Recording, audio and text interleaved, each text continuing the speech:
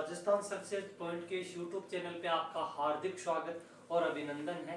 मैं लोकेश वर्मा आज आपके साथ जुड़ा हूँ एक बेहतरीन टॉपिक लेके, जिसका नाम है राजस्थान के प्रतीक चिन्ह। ये रीड में अपनी भूमिका को बहुत ही अच्छी तरीके से अदा करता है। इसका एक क्वेश्चन तो 100% आता है। तो बात करते हैं हम राजस्थान के प्रतीक चिन्हों के बारे में। राजस्थान का जो राज्य वृक्ष है वो है आपके खेजड़ी।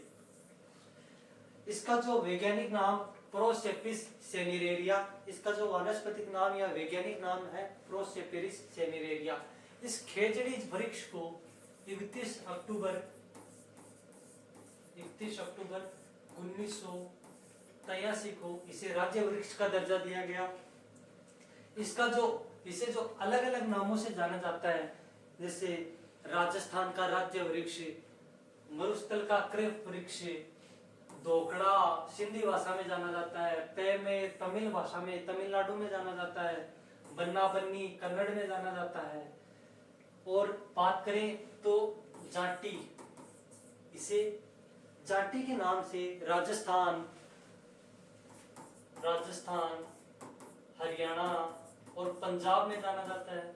राजस्थान, हरियाणा और पंजाब में इसे जाटी के नाम से जाना जाता है। 1991 में खेजड़ी की सुरक्षा के लिए ऑपरेशन खेजड़ा चलाया गया। खेजड़ी की सुरक्षा के लिए ऑपरेशन खेजड़ा चलाया गया। खेजड़ी की जो पत्तियां होती हैं उन्हें लूंग कहा जाता है। खेजड़ी की पत्तियों को क्या कहा जाता है? लूंग। और जो खेजड़ी के फल लगता है उसे सांगरी कहते हैं। उसे क्या कहते हैं? सांगरी। अब आपके सांगरी में एक नवीन क्वेश्चन जुड़ गया है। देखो, सांगरी को जीआई टैग मिल गया है। कब मिला? 5 मई 2025 को सांगरी को क्या मिला? GI tag. बस आपको 2025 याद रखना है, 5 मई की कोई जरूरत नहीं है। खेजड़ी की दशहरे के दिन क्या होती है? पूजा होती है। गोगा जी के जो थान है, गोगा जी के जो थान है वो किस वृक्ष के नीचे होते हैं? खेजड़ी वृक्ष के नीचे होते हैं। खेजड़ी को परमार व तोमर वंश अपना क्या मानती है? आराध्य देव मानती है, आराध्य वृक्ष मानती है। सॉरी, खेजड़ी को परमार व तोमर वंश अपना क्या मानता है? आराध्य देव मानता है। इसे थार का गौरव भी कहा जाता है।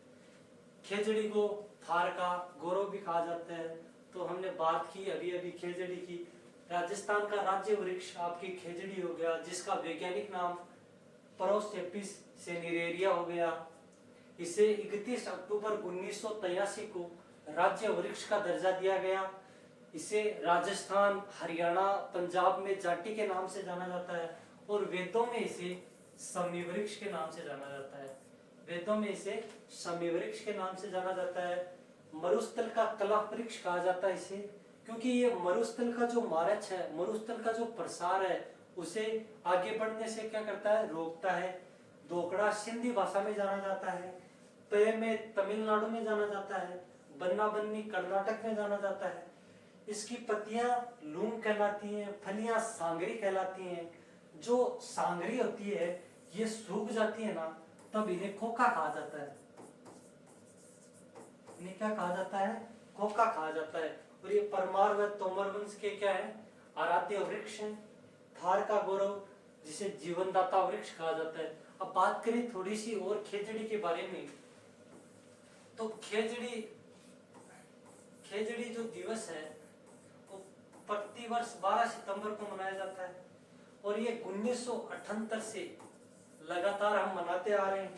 अमृता देवी बिश्नोई की याद में खेजड़ी दिवस मनाया जाता है। तो ये थी खेजड़ी के बारे में जानकारी। अब बात करते हैं अगले प्रश्न की। राजस्थान का जो राज्य पुष्प है उसका नाम है आपके रोइडा। राजस्थान का जो राज्य पुष्प है उसका नाम है रोइडा। क्या है? रोइडा। रोइडा को भी 31 अक्टूबर 1983 को राज्य पुष्प का दर्जा दिया गया। रोइडा को नहीं दिया गया। रोइडा के जो फूल है ना, ये केसरिया रंग के फूल दिख रहे हैं ना आपको, इनको क्या दिया गया, राज्य पुष्प का दर्जा। इसका जो रंग होता है वो केसरिया रंग का होता है। कैसा रंग का, केसरिया रंग का, ठीक है। इसका जो वानस्पतिक नाम या वैज्ञानिक नाम है वो है टेकोमेला अंडुलेटा। क्या है, टेकोमेला अंडुलेटा। इसे मरुटिका के नाम से जाना जाता है, इसे सांपान के नाम से जाना जाता है, इसे मरुमालका के नाम से जाना जाता है, इसे मारवाड़ टीका के भी नाम से जाना जाता है, मारवाड़ टीका के नाम से जाना जाता है। और इसे जो राज्य पुष्प का दर्जा मिला 31 अक्टूबर 1983 को इसे राज्य पुष्प का दर्जा मिला। तो ये था रोइडा के बारे में। एक बार फिर से रिपीट कर देता हूँ, राजस्थान का जो राज्य पुष्प है वो है रोइडा। इसे 31 अक्टूबर 1983 को राज्य पुष्प का दर्जा मिला। इसका रंग है वो होता है आपके केसरिया रंग का। और इसका जो वानस्पतिक नाम है वो है टेकोमेला अंडुलेटा, ठीक है। इसे मारवाड़ के टीका, रेगिस्तान का सागवान भी कहते हैं, इसे रेगिस्तान का क्या कहा जाता है, सागवान, रेगिस्तान का सागवान कहा जाता है। क्यों कहा जाता है, क्योंकि इसकी लकड़ी है ना वो मजबूत होती है और महंगी होती है। इसकी लकड़ी इमारती लकड़ी होती है, इसी कारण इसे क्या कहा जाता है, रेगिस्तान का सागवान। तो ये थी रोइडा के बारे में। अब बात करते हैं आगे। राजस्थान का जो राज्य पक्षी है, राजस्थान का जो राज्य पक्षी है वो है आपके गोडावण। क्या है, गोडावण, जिसका वैज्ञानिक नाम आर्डियोटिस नाइग्रेसेप्स, आर्डियोटिस नाइग्रेसेप्स इसका वानस्पतिक नाम है। इसे भी 21 मई 1981 को 21 मई 1981 को इसे राज्य पक्षी का दर्जा दिया गया। गोडावण को 21 मई 1981 को राज्य पक्षी का दर्जा दिया गया। इसका उपनाम है मालमोरडी, जिसे अजमेर में कहा जाता है, इसे अजमेर में मालमोरडी के नाम से जाना जाता है। सोन चिड़िया, ग्रेट इंडियन बस्टर्ड के नाम से जाना जाता है। सीधा पूछेगा ग्रेट इंडियन बस्टर्ड के नाम से किस पक्षी को जाना जाता है, तो सीधा आंसर हो जाएगा आपकी गोडावण, ठीक है। अब बात करा थोड़ी गोडावण के बारे में। देखो गोडावण को जो प्रजनन काल है, प्रजनन काल वो अक्टूबर और नवंबर के बीच में चला है। अक्टूबर नवंबर के बीच में क्या चला है, प्रजनन काल चला है, ठीक है। आगे बात करा गोडावण जो प्रजनन केंद्र है ना, गोडावण को प्रजनन केंद्र, प्रजनन केंद्र, गोडावण को प्रजनन केंद्र आपके जोधपुर जंतुवाले, जोधपुर जंतुवाले कुमार।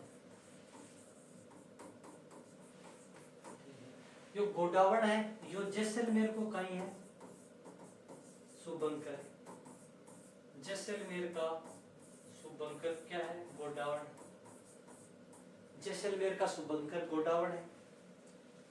गोडावण के संरक्षण के लिए सन 2011-2013 में ग्रेट इंडियन बस्टर्ड प्रोजेक्ट चलाया गया।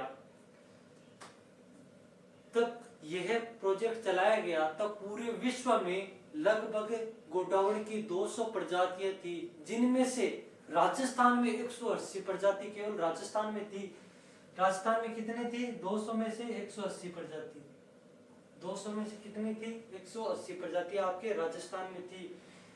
भारत का पहला देश राजस्थान था जिसने यह प्रोजेक्ट चलाया। कौन सा project, great Indian bustard project, ठीक है।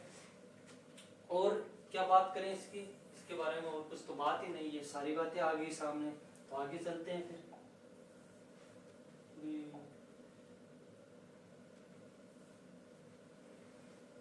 ये आ गया आपका राजस्थान का लोक नृत्य। राजस्थान का जो लोक नृत्य है वो है आपके घूमर। राजस्थान का जो लोक नृत्य है वो है आपके घूमर। तो घूमर के बारे में हम बात करते हैं। राजस्थान का जो लोक नृत्य वो घूमर, इसे नृत्यों का सिरमौर कहा जाता है, नृत्यों का सिरमौर कहा जाता है।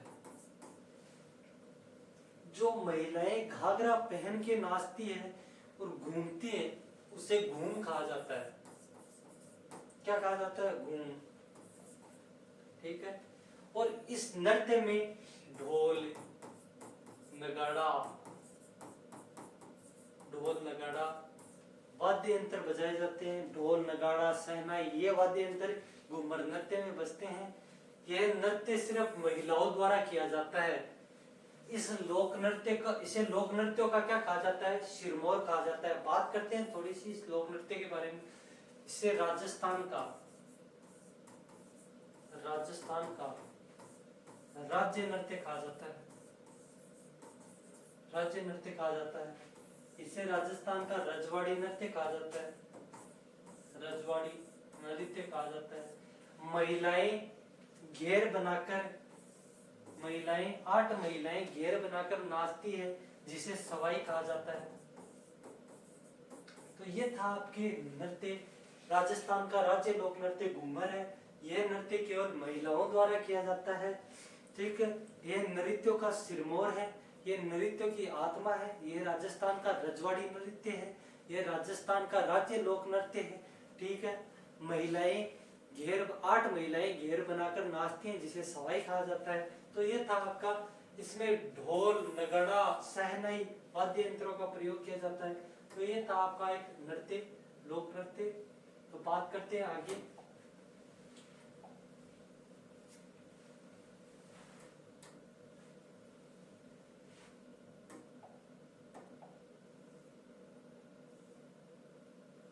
बात करते हैं राजस्थान का जो राज्य गीत है वो है आपकी केसरिया बादम।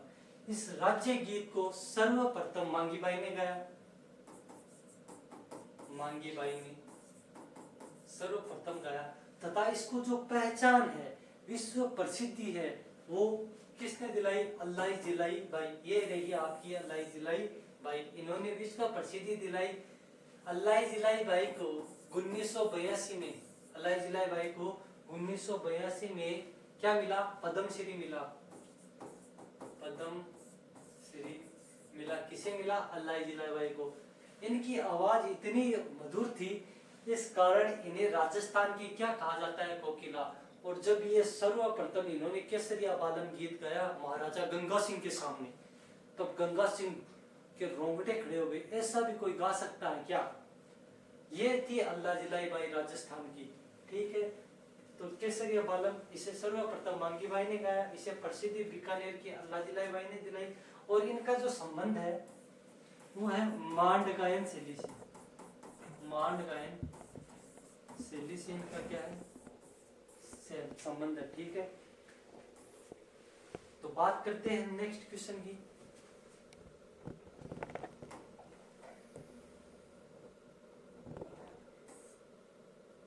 राजस्थान का राज्य पशु। ठीक है। राजस्थान का जो राज्य पशु है वो है आपके राजस्थान के राज्य पशु हैं वो 2 राज्य पशु हैं आपके। एक तो ऊंट और एक है चिंकारा। ऊंट तो आता है आपके पशुधन श्रेणी में। राज्य पशुधन श्रेणी में क्या है? ऊंट राज्य पशु आता है। ऊंट को 19 सितंबर 2014 को राज्य पशु का दर्जा दिया गया। जबकि इसकी अधिसूचना पूछे ना तो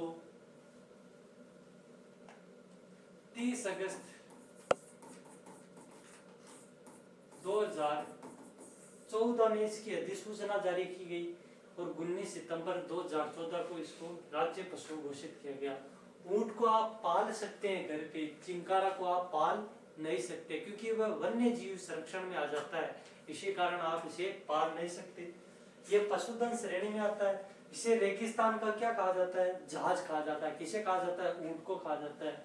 ऊंट के गले का जो आभूषण है गोरबंद, उसके राजस्थान में क्या प्रसिद्ध है? लोकगीत प्रसिद्ध है। इसका वैज्ञानिक नाम कैमेलस ड्रोमेडेरियस इसका क्या है? वानस्पतिक नाम है। इसके बाद हम बात करते हैं इस ऊंट के बारे में थोड़ी। तो उस्ता कला, कौन सी कला? उस्ता कला।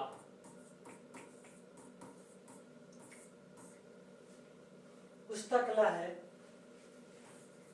ऊंट की जो खाल पे सोने चांदी की नक्काशी की जाती है उसे उस्ता कला कहते हैं। ये कहाँ की प्रसिद्ध है? ये बीकानेर की प्रसिद्ध है। ठीक है, आप पूछेंगे कि राष्ट्रीय ऊंट अनुसंधान केंद्र, राष्ट्रीय ऊंट अनुसंधान केंद्र कहाँ स्थित है? तो वो आपके कहाँ है? बीकानेर में। बीकानेर में भी जगह पूछे तो कहाँ है? जोहड़बीड़, बीकानेर। कब स्थापित हुआ? 1984 में। कहाँ है? जोहड़बीड़, बीकानेर। कब स्थापित हुआ? 1984 में। ठीक है, तो ये थी ऊंट के बारे में बात। थोड़ी और बात कर लेते हैं ऊंट के बारे में। ऊंट की जगह बच्ची हो है दिन तो कहेंगे टोल्डी। ऊंट को जगह बच्चा हो है दिन कहेंगे टोल्डियो। ठीक है, ऊंटाम जगह बुढ़ो ऊंट हो है बुढ़ा ऊंट। दिन के पाकर कहीं क्या नहीं पाकर। बच्चिन टोल्डी, बच्चन टोल्डियो, बुढ़ा ऊंट ना कहीं क्या पाकर के। समझ गया ना? ठीक है, समझ गया गुरुजी में। ऊंट का जो रोग लागे ना वो लागे सर्रा रोग। उसको रोग लागे सर्रा रोग। ठीक है, अब बात करा आप थोड़ी सी ऊंट के बारे में और। भारत में सबसे ज्यादा ऊंट किजा पाए जाए? राजस्थान में पाए जाए। राजस्थान में सबसे ज्यादा किजा पाए जाए? गुरुजी जैसलमेर में पाए जाए सबसे ज्यादा। ठीक है, सौ कंपुचे जना प्रतापगढ़ में। कंपुचे जना कटे पाए जाए? प्रतापगढ़ में पाए जाए। ठीक है, उसके बाद में हम बात करते हैं राजस्थान में जो केमल मैन के नाम से जाना जाता है वो था अशोक टांक। उसे जाना जाता है, किसे जाना जाता है? अशोक टांक को केमल मैन के नाम से जाना जाता है। ठीक है, उसके बाद में बात करते हैं, ये तो बात हो गई आपके किसके बारे में? राजस्थान के राज्य पशु ऊंट के बारे में। अब बात करते हैं राजस्थान के राज्य पशु जो वन्य जीव श्रेणी में आते हैं, तो चिंकारा। ठीक है, चिंकारा का वैज्ञानिक नाम गजेला बनेटी है। या तो गजेला बनेटी या गजेला गजेला बनेटी इसका वैज्ञानिक नाम है। इसे 22 मई 1981 को राजस्थान का राज्य वन्य जीव घोषित किया। वो भी राज्य वन्य जीव पशु घोषित किया गया। वो भी किस श्रेणी में? वन्य जीव श्रेणी में। इसे आप घर पे नहीं पाल सकते, यह वन्य जीव श्रेणी में आता है। चिंकारा जो है आपको सबसे ज्यादा नाहरगढ़ राष्ट्रीय मरुद्यान में मिलेंगे। ठीक है, और ताल छापर में आपको देखने को मिलेंगे। ताल छापर जो आपके चूरू में है, सबसे ज्यादा यहीं आपको देखने को मिलेंगे। क्या? चिंकारा। तो ये हो गया आपकी चिंकारा। अब बात करते हैं आगे। अब देखो अगली स्लाइड थारे सामने मौजूद है। राजस्थान दिवस एवं राज्य खेल। प्रतिवर्ष राजस्थान में 30 मार्च को राजस्थान दिवस मनाया जाता है। जिसमें राजस्थान दिवस मनाने का कारण यह है कि वृहद राजस्थान में 4 राजस्थान की बड़ी बड़ी रियासतों का क्या कर लिया गया? विलय कर लिया गया। जिसमें आपके जयपुर, जैसलमेर, बीकानेर और जोधपुर सम्मिलित है। 1 नवंबर 1956 को संपूर्ण राजस्थान का एकीकरण समाप्त होता है और राजस्थान नाम दिया जाता है, राजस्थान बन के तैयार होता है। ठीक है, उसके बाद में आपके बाद दिए गए राज्य खेल। राज्य खेल आपका क्या है? बास्केटबॉल, जिसकी घोषणा 1948 में होती है। अब एक पॉइंट और रह गया आपके इसमें,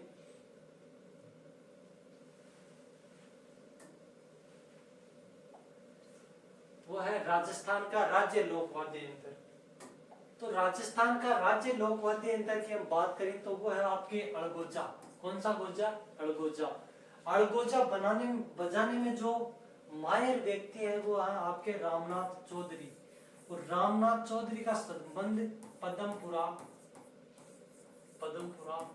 जयपुर से होता है। पदमपुरा जयपुर से रामनाथ चौधरी का संबंध है। ये नाक से अड़गोजा बजाते हैं। इसमें 4 से 7 छेद होते हैं। किसमें? अड़गोजे में। यह राजस्थान का राज्य लोकवाद्य यंत्र है। कौन सा गोजा? अड़गोजा। ठीक है, इन तो दो बात ध्यान रखनी था। देखो राजस्थान को राज्य लोकवाद्य यंत्र कौन सो है अड़गुजो। इन तार करता हूँ चारों सात हो गई। इन बजाबम कहीं तो प्रसिद्ध कलाकार कौन है रामनाथ चौधरी है। ठीक है, अब इन कालबेलिया और भील जाति का लोक बजाने बस आएगा था राजस्थान का प्रतीक चिन्ह। बात कर लिया एक प्रतीक चिन्ह का बारे में और। ठीक है, बात करा आप एक प्रतीक चिन्ह के बारे में। देखो थागोसा को नाम सुनेड़ो है।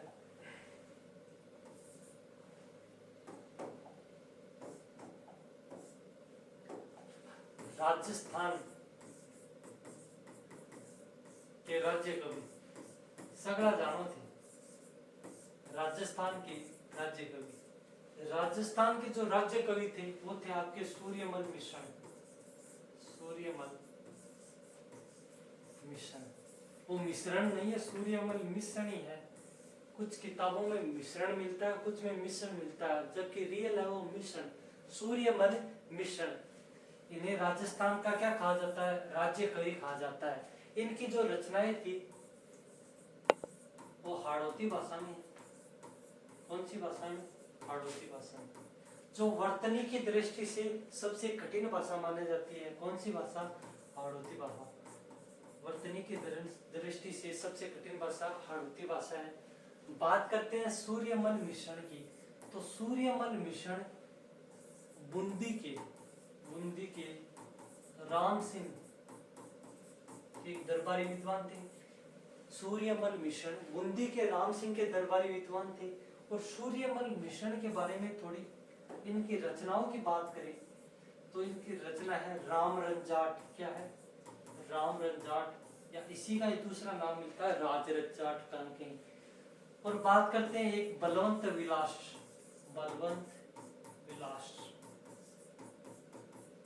ठीक है, वीर सतसई।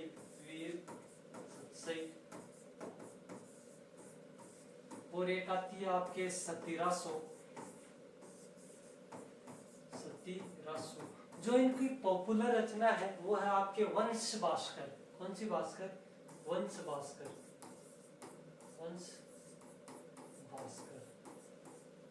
ये एक वीर रसावतार कवि है। वीर रसावतार कवि। तो ये थे राजस्थान के प्रतीक चिन्हों के बारे में आज हमने बात की। मिलते हैं अगले वीडियो में राजस्थान के प्रमुख खिलाड़ी को लेकर। धन्यवाद।